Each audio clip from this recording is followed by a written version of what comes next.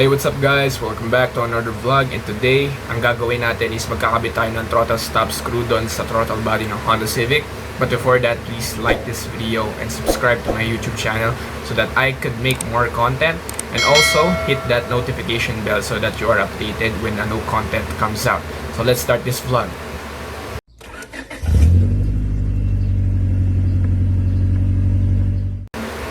So bakit nga ba tayo magkakabit ng throttle stop screw switch dun sa throttle body ng Honda Civic? Kasi para ma-prevent yung pag-stick ng throttle niya, kasi naiipit yung throttle plate dun sa mismong throttle body. So kaya ako siya ikakabit. Then kaya nga pala siya natanggal is tinanggal siya ng mekaniko. Akala niya siguro hindi importante yon. So tinanggal siya, tapos parang in-adjust niya yung throttle cable to itaas yung idle. So yan, ibabalik ko siya sa stock kasi nga naiipit nga ngayon siya dun sa throttle body, or naiipit yung throttle ko. So yun guys, let's proceed to the video. So first thing na gagawin natin is remove yung negative terminal mula sa battery. Then after nun, i-disconnect natin yung mga sensors mula dun sa throttle body.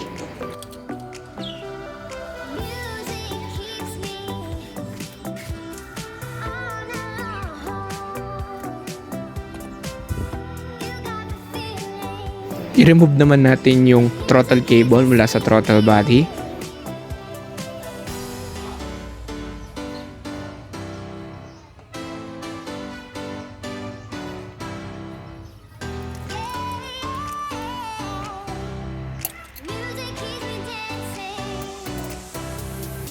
Tapos, yan clamp naman natin yung mga hose clamps.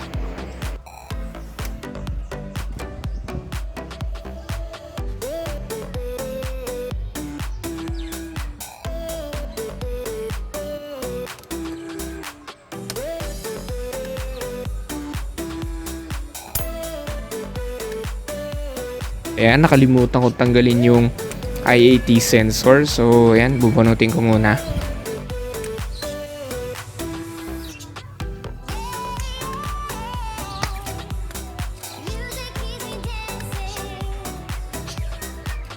Then, tanggalin na natin itong mga vacuum hose. After natin tanggalin ng hose clamp at tanggalin yung mga sensors.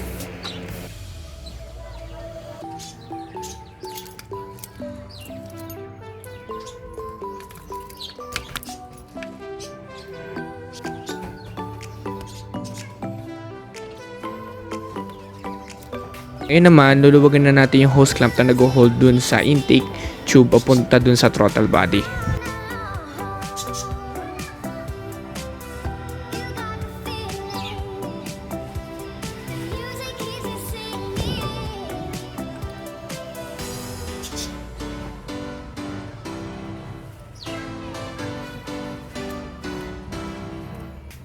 Tanggalin na natin yung intake tube.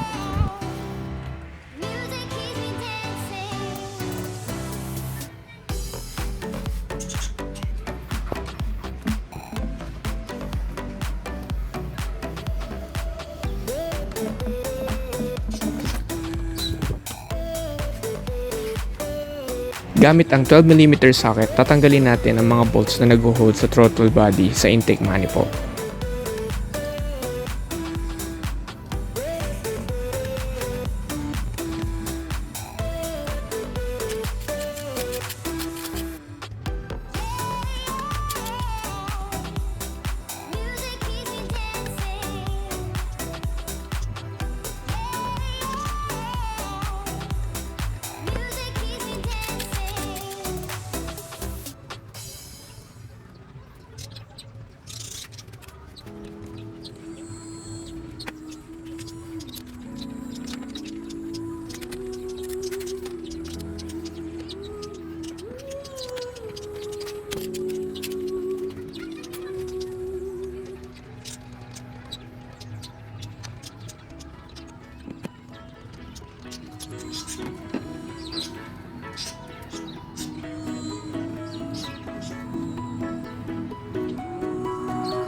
Ayan, so natanggal na natin yung throttle body mula sa intake manifold.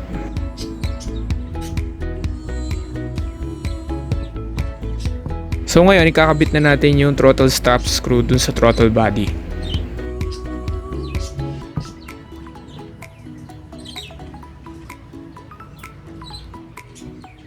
Kakailanganin nyo ng 7mm na open wrench upang mahigpitan yung lock nut. Then, dun naman sa mismong stop screw, kakailanganin nyo ng Allen key upang ma-adjust ito.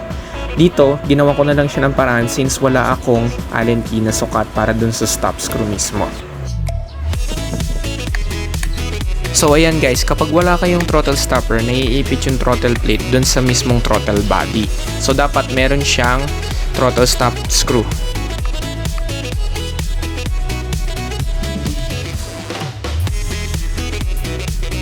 Ngayon guys, i-adjust natin yung screw hanggang tamaan niya yung black part na nandun sa video. Pakiramdaman nyo lang kapag ginagalaw yung throttle plate kung hindi na siya dumidikit. Then kapag hindi na siya nadikit, okay na siyang higpitan. So ayan guys, nakikita nyo naman may gap na siya compared dun sa una na wala.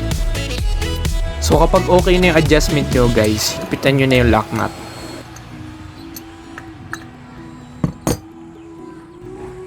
Then, i-assemble na natin lahat ng mga kinalas natin ulit.